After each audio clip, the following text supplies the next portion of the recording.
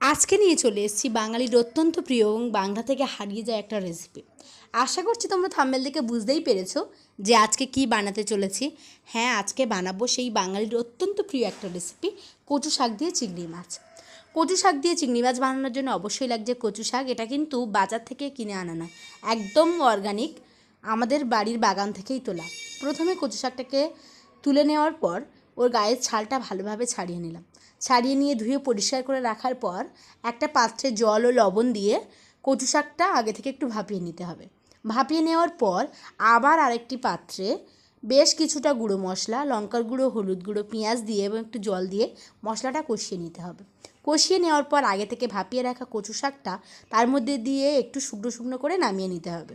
তারপর আরেকটি পাত্রে একটু লবণ ও রসুন ফোড়ন দিয়ে সেই ভাপিয়ে রাখা এবং মশলা দিয়ে তৈরি করে রাখা কচু শাকটা ও চিংড়ি মাছটা দিয়ে নেড়ে চেড়েই রেডি হয়ে যাবে কচু শাক দিয়ে চিংড়ি মাছ।